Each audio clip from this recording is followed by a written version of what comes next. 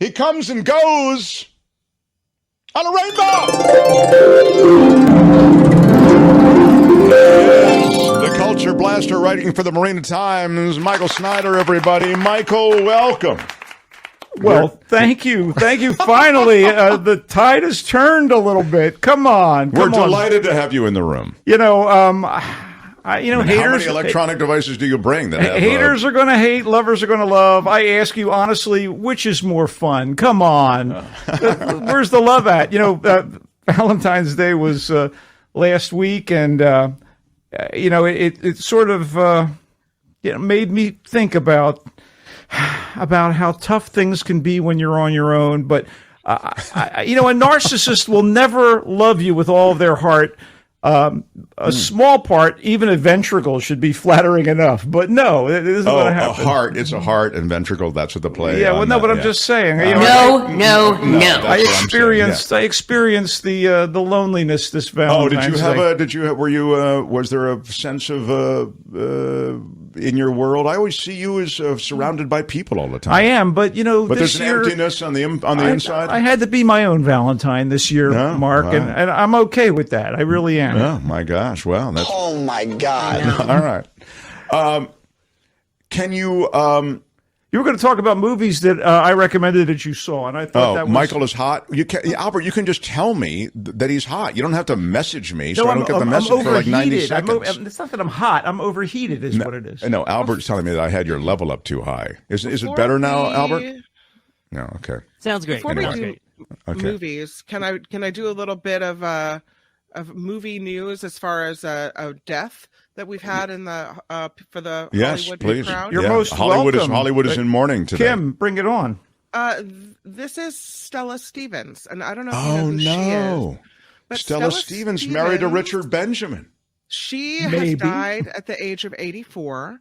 She is known for her roles in The Poseidon Adventure and The Nutty Professor. She also starred alongside Elvis Presley in Girls, Girls, Girls. Stevens was a Playboy centerfold in January of 1960. Her son confirmed her death and said she died after a battle with Alzheimer's. So Stella Stevens is dead at the age of 84. And I thought it would be appropriate to mention as we start to talk about movies with my Very appropriate. I agree. And to cast a pall on my segment, I really appreciate it. Well, you know what, Michael? You have to, sometimes your stuff can uplift us from when we are mourning. So. But before we leave Stella Stevens, if you would, I believe she was married to Richard Benjamin. Will somebody check that? It's possible. She was the embodiment of starlet. She was always lovely, blonde, bubbly. Losing her and Raquel Welch in the same week is kind of those were daunting. two big sort of bundles of sexy, is what you're saying. They were, and their beauty lives on thanks to the magic of celluloid or whatever you want to call it now, digital media. Yeah, but you were going to actually. No, I think I'm wrong about this, Stella. Am I wrong about the Richard Benjamin thing? I'm going to have to look in the chat. I'm going to have to count on the audience for this. You go willy-nilly. No, Paula Prentice is married to Richard Benjamin. Thank you, John Smith. Yeah. Stella was not married to Richard Benjamin. Thank you, John Smith. Round of applause. Now I will shut up. Thank you. Not Richard Benjamin. Dillette had that same information. Let's get on to something that you can actually be knowledgeable on, and that would be the movies that you watched that you said I recommended and that you had an opinion on. Oh, yeah. Quickly, I'll just tell you. I really liked the movie that you liked. And one of the reasons I watched it is because you liked it so much, and that's Tar. It's how did you describe it? Sort of the way that journey, and before you know it, you realize, wow. The lead character, played by Cate Blanchett, is a world-renowned orchestra conductor and composer, and she's also an expert on Mahler. And her private life is sort of ugly because she's come from next to nothing as a kid, and she's built this world-renowned profile, and it gives her a kind of arrogance. It's that the power has kind of corrupted her to a point where she takes what she wants, and her megalomania is her undoing. No spoiler. Yeah, go ahead. But it's a very powerful performance on Blanchett's part. But it's hard to be sympathetic toward her. When you learn about her background, you realize, the child is the father to the man or the mother to the woman. and what she went through maybe informed her behavior later on. It doesn't exonerate her, but sure. She exonerate too. Thank you. She is probably, along with Michelle Yeoh, the more likely winner. And she's brilliant. She should have won for Elizabeth when Gwyneth Paltrow took that Oscar from her. Of course, the Oscars are stupid anyway, and all those awards are stupid. Okay, now we already said we have to say that. The other movie, which I just saw last night,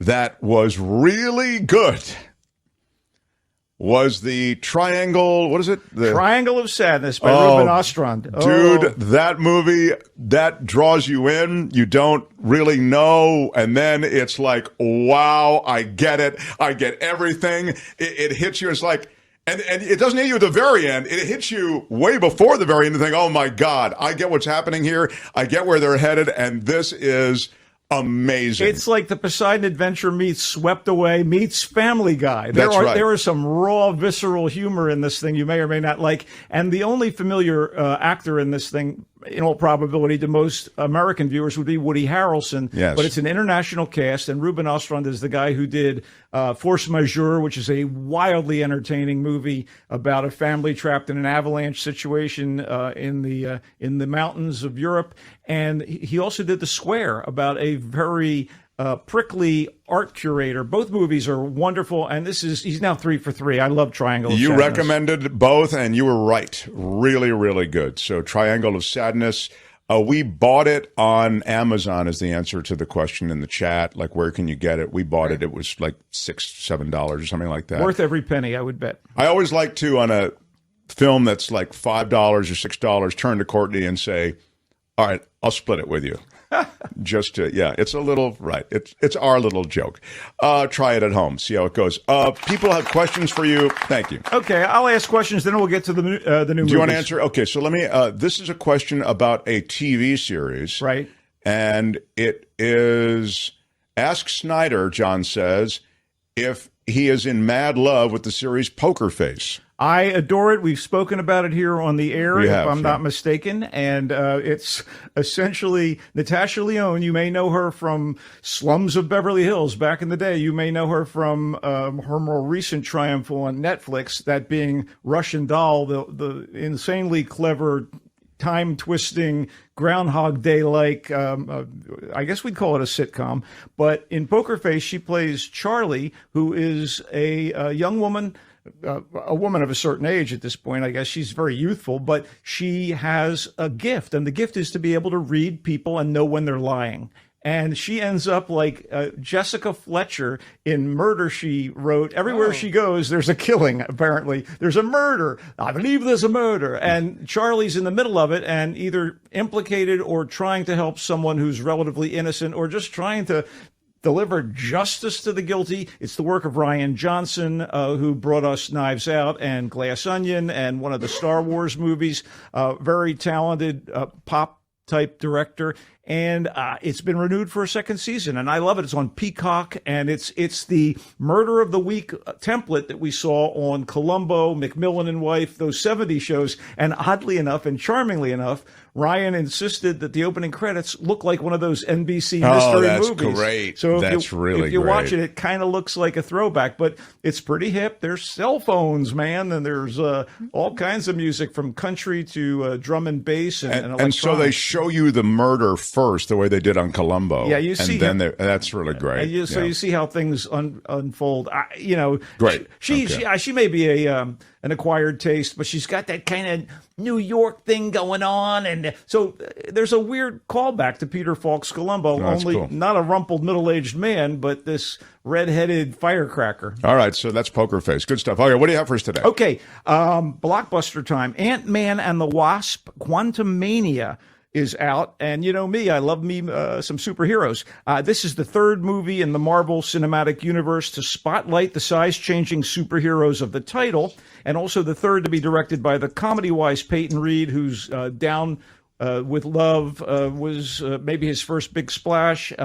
It's also the first movie in the latest phase of Marvel Studios' massive run of interrelated superhero films, meaning it has some serious setting up to do, even after Spider-Man No Way Home, Doctor Strange in the Multiverse of Madness, and the Loki TV series had some groundwork laid for what's to come. Does Quantumania try to do too much? Yeah, maybe. For the uninitiated, the title refers to the subatomic quantum realm where most of the movie takes place. So is it all over the map from microverse to macroverse? Yeah. But did I enjoy watching every minute of it? Yes, I did. There's an inevitable backlash. Superhero fatigue, Mark. I don't know how else to put it. There's success, breadth, and assembly line vibe going on with MCU's stream of movies and TV shows. So people are starting to whine. Justifiable with, for example, the ponderous 2021 entry Eternals, which is the first Marvel movie where I went like, yeah, no. Doesn't make it. Huh? No, but they're targeting this one, and I believe that it's gratuitous complaint. This is not as sprightly and funny and character-driven as the first two Ant-Man movies, which were essentially heist films as much as superhero fare, and it isn't as small scale, pardon me, as those first two, despite taking place in the subatomic wonder world that's beautifully and expansively rendered via the, admittedly omnipresent CGI animation. Star Wars style, but like taken to a high level.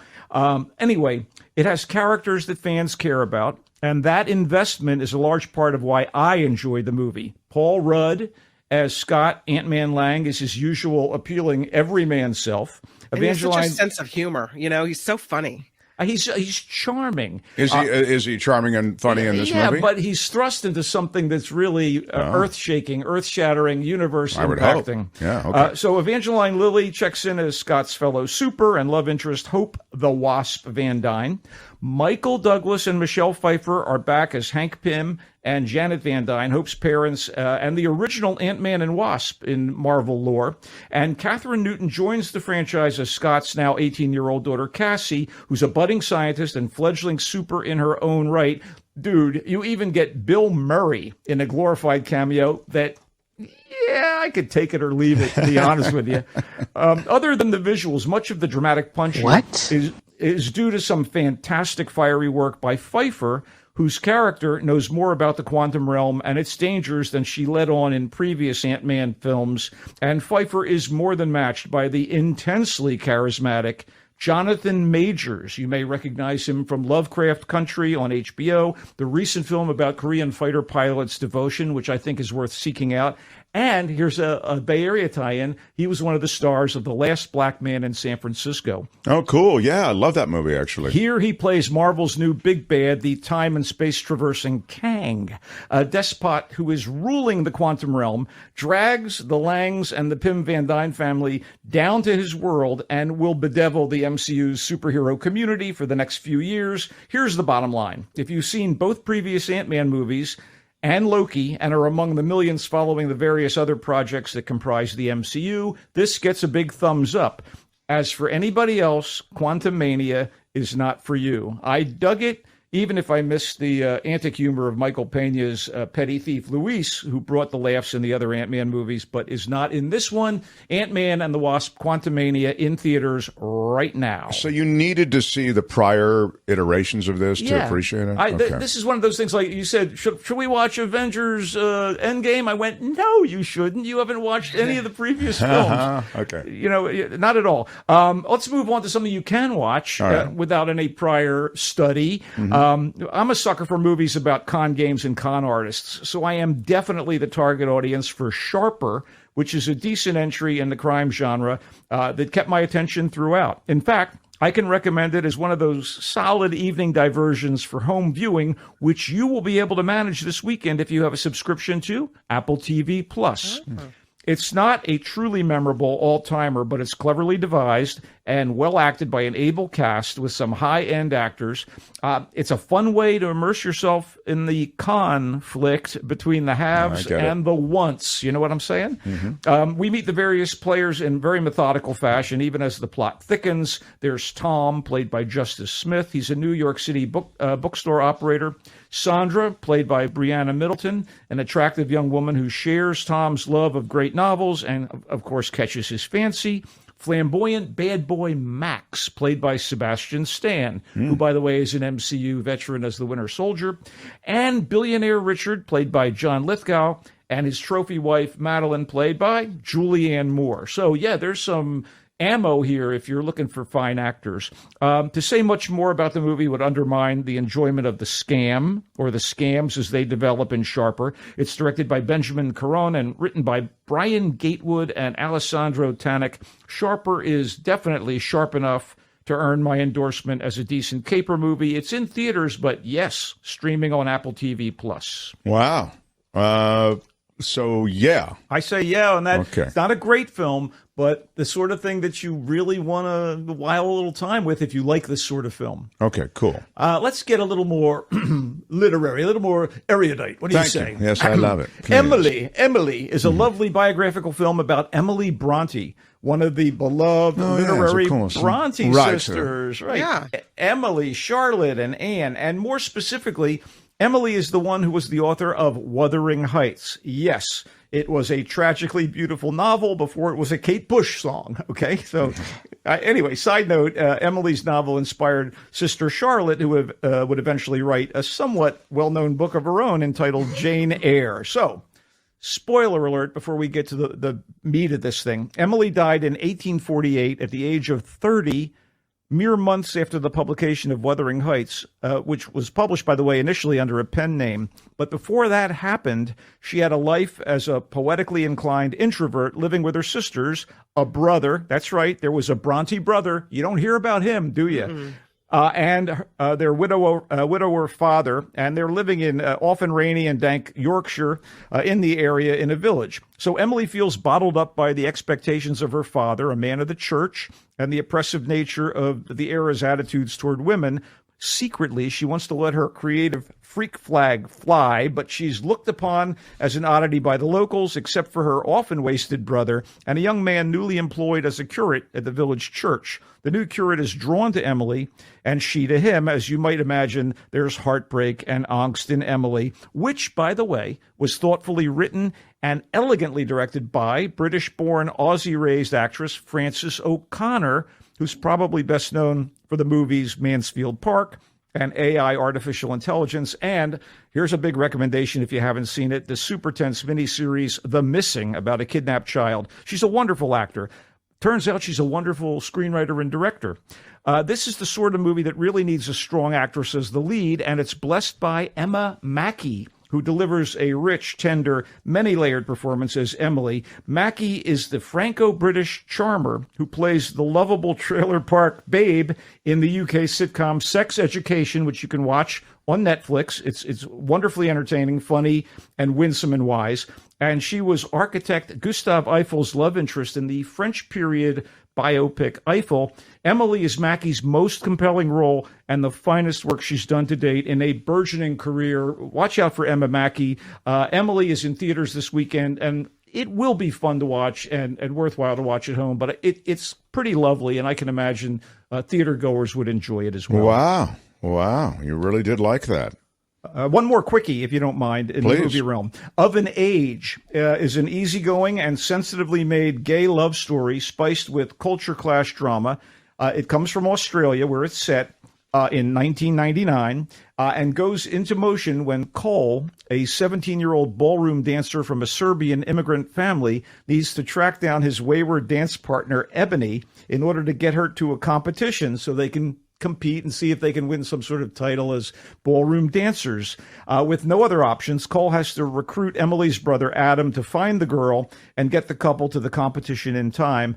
Along the way, Cole and Adam find themselves drawn to one another, and a whirlwind 24-hour romance happens. This is written and directed by Goran Stolevsky.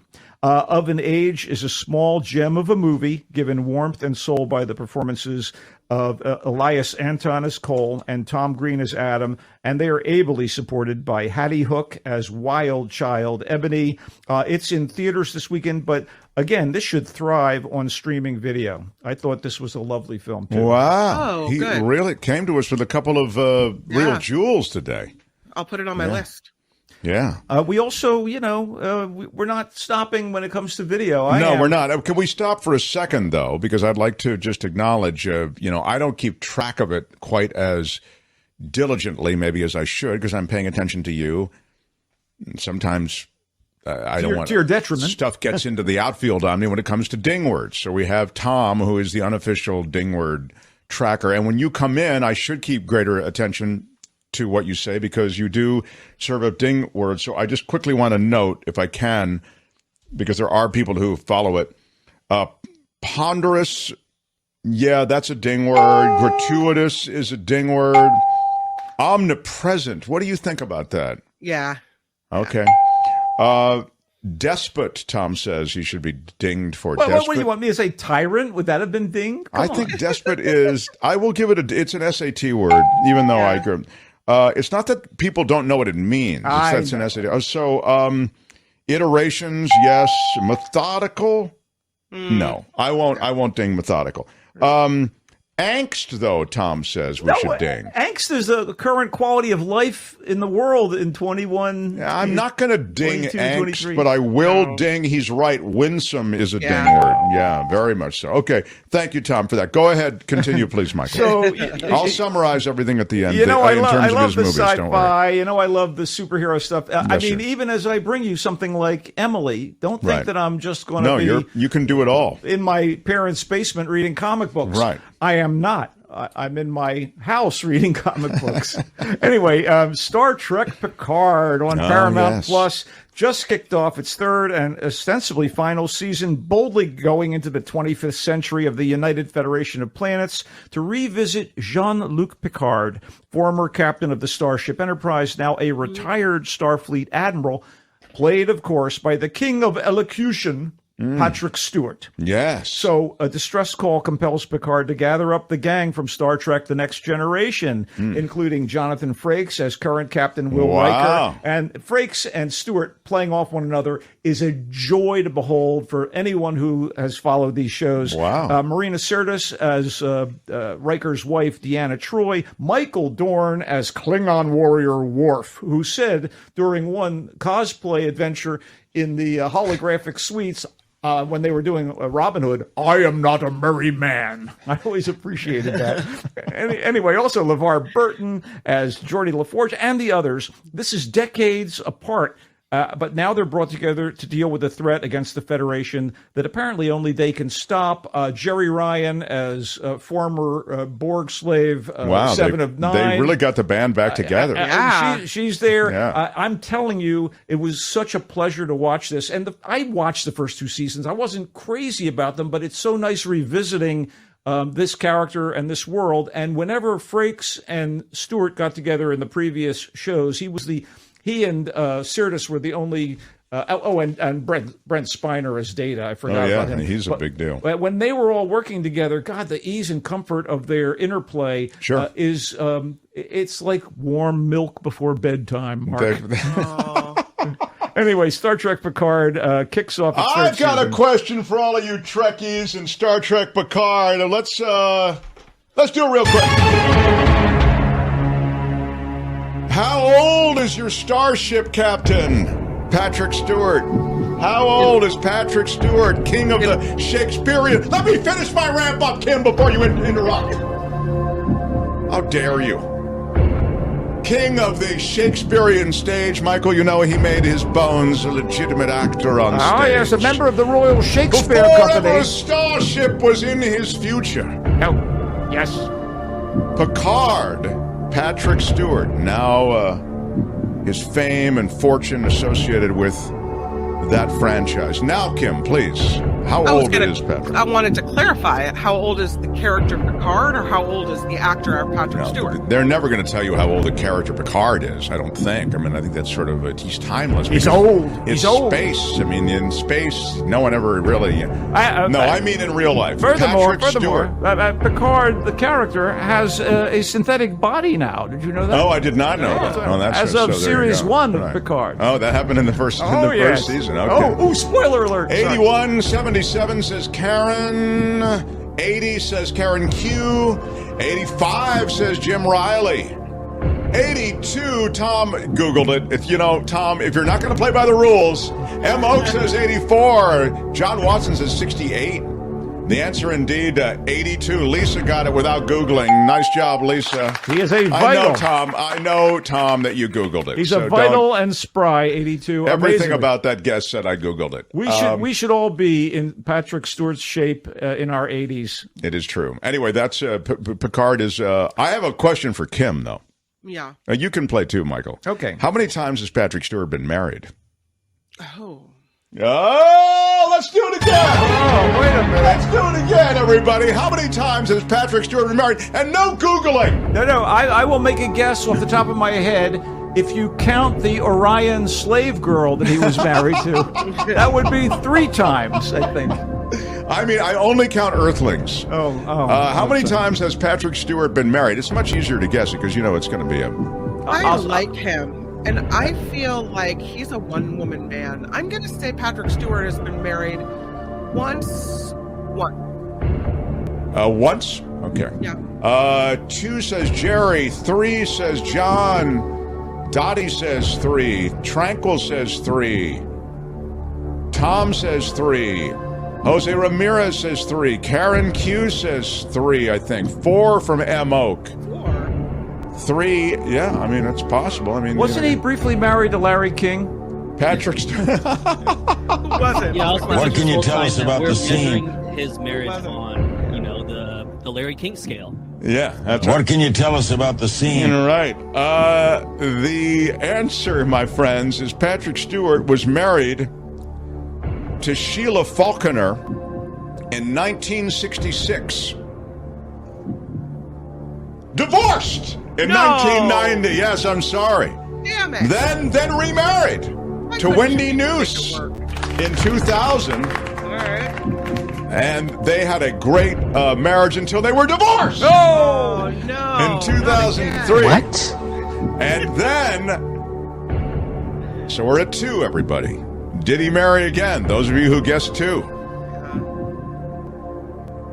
In 2013, he met Sonny Ozell and they got married again. So much. The answer is 3. I was right. You were Never right. been I know anything it. like this. There wasn't a If you regalian. guessed 3, There you wasn't are a a winner. regalian or a Klingon. No, it was 3 human women. 3 human women to Patrick Stewart at age 82. And God love him. He's in his 80s and he's fantastic. You know what? I'm going to quote a character from the Marvel Cinematic Universe regarding this. Howard Stark, father of Tony Stark, one of the men behind S.H.I.E.L.D. in this grandiose tapestry of narrative. When back in the day, he said the following: "No amount of money ever bought a second of time."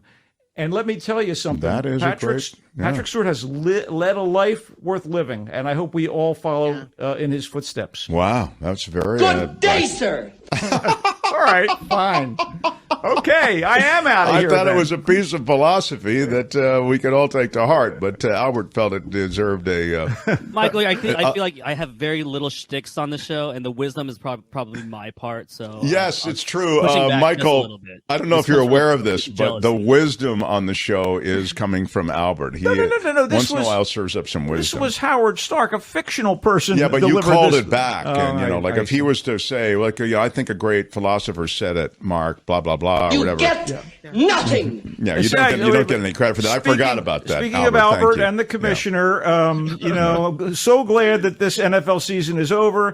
Heart sick at the way the Dubs have been playing lately. Yep. Pitchers and catchers reported to Scottsdale, Arizona. That's right. Bring on the orange and black. All Bring right. on our San Francisco Giants. I'm ready for that. Quickly, Ant-Man and the Wasp, Quantumania, Paul Rudd, Evangeline Lilly, Jonathan Majors, Michelle Pfeiffer, Michael Douglas, Bill Murray's in the movie. He liked it. He said, but if you haven't seen the other ones, don't bother.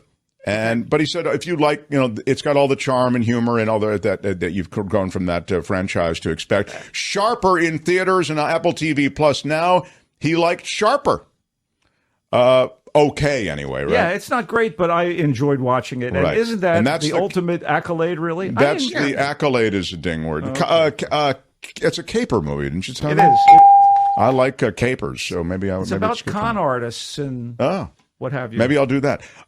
Emily, which is the Bronte story with Emma Mackey. You like that? I really like that. Really I would like that. I would use the other L word. I think I loved it. He loved Emily. For what it was. What? It was really beautifully It's in rendered. theaters and can be found probably streaming before too long. Of an Age, a small gem of a movie, were the words used by Michael. It's in theaters and likely will be enjoyed streaming as well, he said. 24-hour whirlwind romance between two young men in 1999 in Australia. And Star Trek Picard, the final season, they got the band back together. Patrick Stewart, the 82-year-old captain, still rocking it on his third marriage. We loved it. Michael, you are our pal, our friend. You come in on Fridays. You can be read in the Marina Times. You write about all things music, movies, television. You come and go on a rainbow. Bye, Michael. Bye-bye. Make it so, everyone. Yes. Make it so, a reference to Star Trek. Yeah, I get it.